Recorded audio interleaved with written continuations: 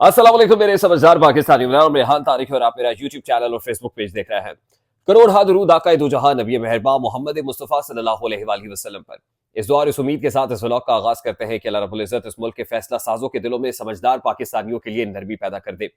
हालिया दिनों में मैंने अपने एक व्लॉग के अंदर आपको ये बताया था कि वेटरन ऑफिसर इमरान खान और एस्टैब्लिशमेंट के माबैन मामलात को सही समत में लाने के लिए या मामलात के सुलझाव के लिए खासे एक्टिव हो गए हैं। इस हवाले से मेरे पास कुछ अपडेट्स हैं, कुछ डेवलपमेंट्स हैं जो इस स्टोरी में आई हैं और आज के इस व्लॉग में ये डेवलपमेंट्स आपके साथ शेयर करनी है। कौन है जिसने इमरान खान के साथ अडयाला जेल में बड़ी अहम मुलाकात की है, इमरान खान को अहम पैगाम भेजा है और फिर वही शख्सियत इस्टेब्लिशमेंट से भी राब्ते में आ गई है।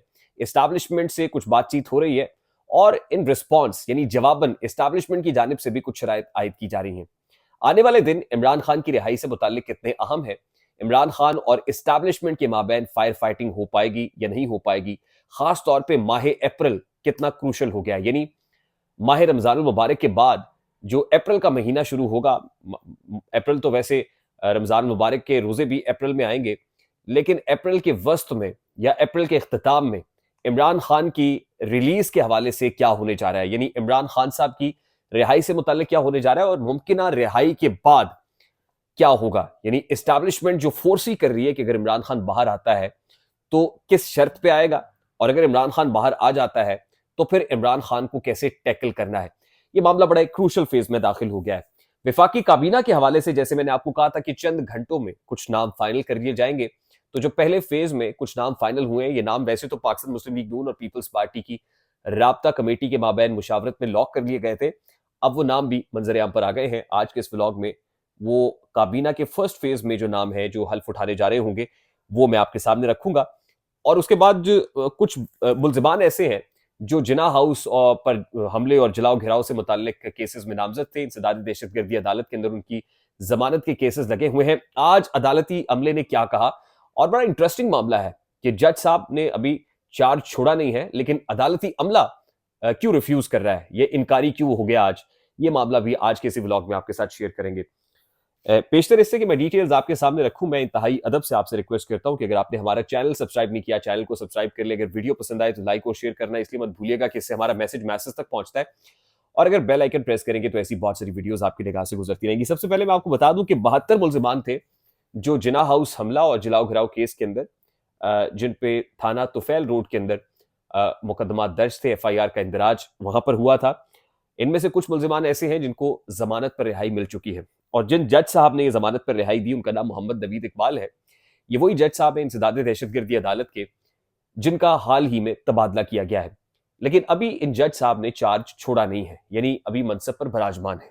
इसके बावजूद और ये केस जो चल रहा था, ऑनगोइंग प्रोसीडिंग्स थी, इनमें आज की समाअत थी। 72 मुल्जिमान ने आज इन्हीं जज साहब की यानी जज नवीद इकबाल साहब की अदालत में पेश होना था।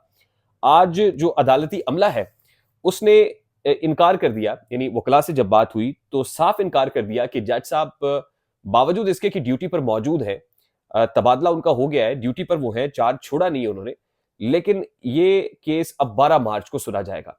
यानी जो नए जज साहब आ जाएंगे 12 मार्च को तो वो ये केस सुनेंगे, नवीद इकबाल साहब ये केस नहीं सुनेंगे। इसी मुकदमे के अंदर जो बहुत सारे मुल्जिमान हैं उनको रिहाई मिल चुकी है और रिहाई मिलना ही मुबैना तौर पे जज नवीद इकबाल साहब की जो पोस्टिंग है, ट्रांसफर पोस्टिंग है, उसकी बुनियादी वजह बना। तो आप अंदाजा कर सकते हैं कि फिर आज मुल्जिमान को या उनके वकला को वापस क्यों भेजा गया और फिर ये क्यों कहा गया कि आप 12 मार्च को आइएगा। अब ऐसा क्यों हो रहा है? मैं आपको बार बार कहता हूं कि सिस्टम के अंदर इमरान खान के लिए सपोर्ट मौजूद है और सिस्टम के कुछ लोग इमरान खान के लिए खासे एक्टिव भी हो गए हैं। एक रिटायर्ड जर्नैल है, ज्यादा पुरानी बात नहीं है, साबिका जर्नैल है। ये वो जर्नैल है जो आर्मी चीफ बनने के ख्वाहिशमंद भी थे और दौड़ में भी शामिल थे। यानी जो नाम फ्लोट हुए थे chief of the army staff के लिए, उन नामों में एक नाम इनका भी था। और जरा ये बता रहे हैं कि इमरान खान के कहने पे तो नहीं, लेकिन अपने तौर पर इन्होंने कुछ कोशिशें तेज कर दी हैं। ये खासे मुतहर्रिक हो गए, खासे एक्टिव हो गए हैं। कुछ पैगामात इन्होंने इमरान खान तक पहुंचाए हैं और कुछ बराह रास्त इस्टेब्लिशमेंट से बातें की हैं। अब जाहिर है ये ब्रिज का रोल प्ले कर रहे हैं, दोनों तरफ के मामलात को एक तरफ से सुनते हैं, दूसरी तरफ पैगाम पहुंचाते हैं। गुमान गालिब है इम्कान जाहिर किया जा रहा है कि इमरान खान साहब पर जो केसेस हैं उनमें इमरान खान के केसेस में रिलीफ उनको अप्रैल के वस्त में या अप्रैल के अख्ताम में मिल सकता है। यानी इमरान खान साहब की रिहाई के अच्छे खासे इम्कानात हैं। जैसे कि मैंने शेर अफजल मरवत का स्टेटमेंट आपके सामने रखा था कि वो उम्मीद लगाए बैठे हैं कि माह रमज़ान में इमरान खान साहब जेल से बाहर आ जाएंगे। देखिए अल्टीमेटली ये होना है, और जो केसेस जिस स्टेज के ऊपर है और उनकी अपीलें लगी हुई हैं, लाइकली अप्रैल के वस्त में या इख्तिताम में, और ये फोर्स ही किया जा रहा है ताकतवर हलकों की जानिब से कि इमरान खान साहब को रिहाई मिल जाएगी।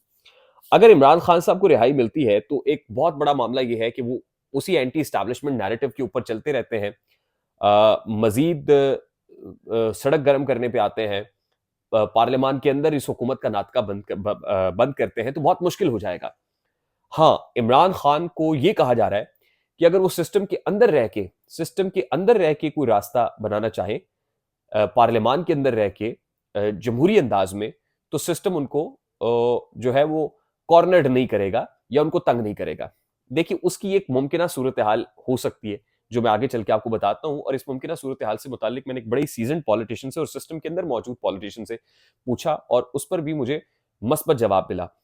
देखिए इमरान खान साहब, सबसे पहले तो ये समझ लीजिए कि हाल ही में आपको वो ये कहते हुए कि मैं रूल ऑफ लॉ पे बिलीव करता हूं, जब उनको कहा जाता है कि आप एस्टैब्लिशमेंट के अगेंस्ट बात ना करें, वो कहते हैं जी मैं रूल ऑफ लॉ की बात करता हूं और मुल्क में कानून और इंसाफ होना चाहिए। फिर खान साहब के करीब जो लोग हैं, फॉर एग्जाम्पल शेर अफजल मरवत हैं, उन्होंने ये कह दिया कि पिछले दिनों आपने देखा कि आदिल राजा के साथ एक प्रॉब्लम बना हुआ था, जो यूट्यूबर बैठा हुआ है बाहर। पाकिस्तान तहरीक इंसाफ अब आहिस्ता आहिस्ता अपने आप को उन लोगों से, उन एलिमेंट से डिटैच कर रही है, डिस्टेंस कर रही है, जो एंटी इस्टेब्लिशमेंट नैरेटिव लेकर बहुत ज्यादा तबले जंग बजाते हैं, इदारों के खिलाफ बात करते हैं। इसी तरह शहबाज गिल से रिलेटेड आज ही हाफिज फरत अब्बास ने पंजाब असम्बली में जब वो वोट कास्ट करने के लिए आए प्रेसिडेंट के लिए, तो उस वक्त उन्होंने शहबाज गिल से अपने आप को डिस्टेंस किया कि उनसे हमारा कोई ताल्लुक नहीं है। ये बात स्ट्रेटेजिकली हो रही है और ये पैगाम दिया जा रहा है इस्टेब्लिशमेंट को कि दो तीन लोगों से, वो हैदर मेहदी हो, आदिल राजा हो या शहबाज गिल हो, जो लोग बाहर बैठ के इदारों के खिलाफ बात कर रहे हैं, हमारा बयानिया इदारों के अगेंस्ट नहीं है। तो पहले तो इमरान खान साहब को ये कायल किया जा रहा है कि वो इदारों के खिलाफ या इस्टेब्लिशमेंट के अगेंस्ट इस तरह की बातें थोड़ा सा टेम्परेचर लोअर डाउन करें। उसके बाद मेरी हाल ही में कमर जमान कायरा साहब से बात हुई। क्या ऐसा हो सकता है, क्या मुमकिनात में है कि पीपल्स पार्टी के साथ अभी तहरीक इंसाफ की नहीं बनी, तो आने वाले दिनों में हालात में पीपल्स पार्टी तहरीक इंसाफ के साथ मिलकर कोई अदम एतमाद ले आए ईवान के अंदर, तो क्या पॉसिबल है? इस पे उन्होंने खामोशी इख्तियार की, मुस्कुरा दिए। मुमकिना तौर पर मैं एज्यूम करता हूं कि हो सकता है, जाहिर है अदम एतमाद से अगर खान साहब जा सकते हैं तो अदम एतमाद से वापस भी आ सकते हैं। तो मुमकिना सूरत सिस्टम के अंदर रह के गुंजाइश सिस्टम में से अगर वो निकाल सकते हैं तो निकालने की गुंजाइश मौजूद है और ये रास्ता भी वो ले सकते हैं। लेकिन अगर आके कोई दमादम मस्त कलंदर करें, इदारों के खिलाफ बात हो, यही चीजें हो, तो ये टॉलरेट नहीं की जाएंगी। और ये गारंटीज हैं, कुछ कंडीशंस हैं जिसके साथ इमरान खान साहब अप्रैल के मिड में या इख्तिताम में बाहर आते हुए नजर आ रहे हैं। और इस हवाले से बावसूख जरा ये कह रहे हैं कि रिटायर्ड जर्नैल खासे एक्टिव है, बातचीत हो रही है, बराह रास्त इमरान खान के साथ नहीं, लेकिन इनके थ्रू इस्टेब्लिशमेंट और इमरान खान की बातचीत चल रही है। अच्छा, क्विकली मैं आपको ये बता दूं कि कैबिनेट में भी जो नाम सामने आए हैं, इसहाक डार साहब का नाम वजारत खारजा के लिए सामने आ रहा है। उसके साथ जलील अब्बास साहब जो है मुशीर खारजा के तौर पर सामने आ रहे हैं। तारिक फातमी साहब माविन खुसूसी खारजा महाज के ऊपर सामने आ रहे हैं। मोहसिन नकवी साहब वजारत दाखिला के लिए हॉट फेवरेट हैं। मोहम्मद औरंगजेब साहब वजारत खजाना के लिए हॉट फेवरेट है। और मैं आपको कह रहा था ना कि शमजाद अख्तर साहिबा जो केयर टेकर फाइनेंस मिनिस्टर, इनको कंटिन्यू कराया जाएगा, तो ये भी मुशीर खजाना के तौर पर काम करेंगी। अता तारड़ साहब का नाम वफाकी वजारत दाखिला के लिए इतलात के लिए सामने आ रहा है, माफ कीजिएगा।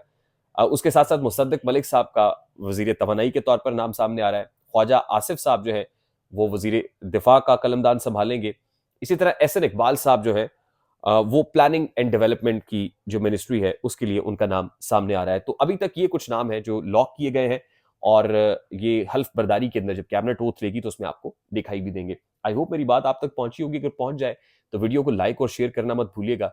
चैनल पे नए हैं तो चैनल को सब्सक्राइब कर दीजिएगा। बेल आइकन यानी घंटी दबाना भी हरगिज मत भूलिएगा। मुझे रेहान तारिक को इजाजत दीजिए। अपना बहुत सारा ख्याल रखिएगा। अस्सलाम वालेकुम।